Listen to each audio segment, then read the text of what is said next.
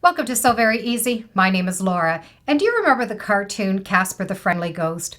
Well, Quilting Treasures has come out with a fabric line from Casper the Friendly Ghost. I loved that cartoon growing up, and I had to have the fabric. And I am going to make a very quick and easy bed runner, and I'm going to take the leftover fabric and make just a couple of little toss cushions so that I can have this on my bed so that I can enjoy it for the month of October.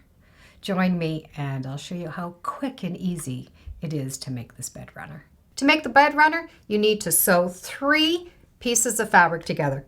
A 6.5 inch, the entire width of the fabric, a 3.5 inch, the entire width of the fabric, and another 3.5 inch, the entire width of the fabric.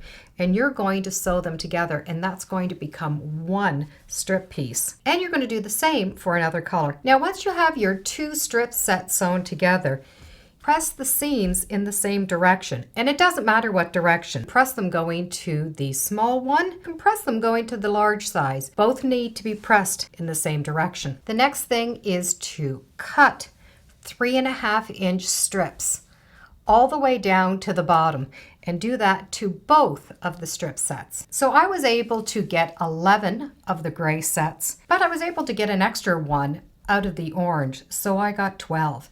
It doesn't matter how many strips you get from that set, whatever it is, you're going to be able to work with it.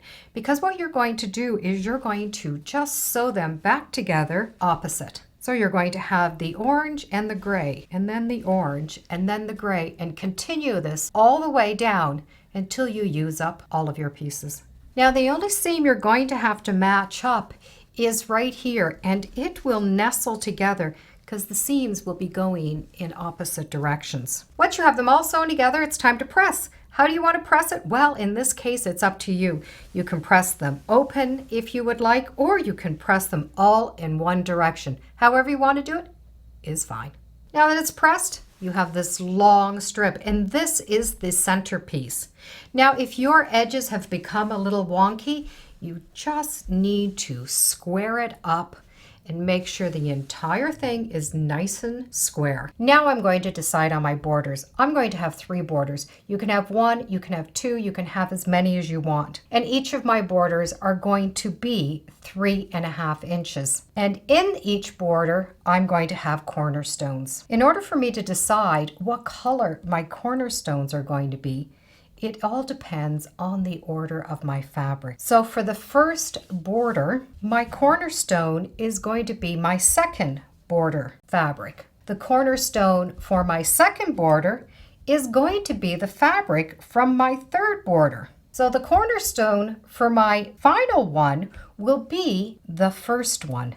And by doing this, the border has this little zigzag in the corner for each border. So for the measurements of your border, it's going to all dictate on the size of your block. So the first measurement is going to be the top piece, and you will cut 2 pieces that length. The next measurement is going to be the entire length, and you need to cut 2, 1 for each side. The first border you're going to put on are the 2 long ones down the entire side, because the top ones are the ones that are going to have the cornerstones in them. You're going to be able to sew the cornerstones on each end of the top piece, and then that will go on next. The first border has been done with the matching cornerstones for the next border. The next measurement you're going to need is exactly this measurement, right from end to end, just like this one. And this is the piece that the cornerstones are going to be sewn on. The other measurement, measure from the center, right from this edge, all the way down to the other edge. And that's what your 2 side borders are going to be cut at. And just like before, you're going to sew the 2 side borders on, then this piece with the cornerstones on. And you're going to do the same thing for every border that you're going to add. If you're going to add 1 more, 2 more, 3 more, whatever you want, it's going to be the same thing. So my 3 borders are done. And you can see by using the cornerstones from the borders that it gives it this little notch in here. And if you go along, you're going to continue with this little notch inside. Quick and easy, and I still have time to make some little toss cushions. So with the leftover fabric, I just chose any size that I could, and I made the pillows reversible. What size are they? Well, it was whatever fabric I had left over. Now I need to quilt the bed runner. I could use a basic black. I could use a beautiful orange from Floriani, an iridescent from Marathons, or a glow in the dark by Superior Threads. This is going to be the hardest decision to make. A quick and easy bed runner and some matching pillows, just in time for Halloween. Thank you for joining me today on So Very Easy. Feel free to subscribe, and as always, come on back. Let's see what we're sewing next time in the sewing room.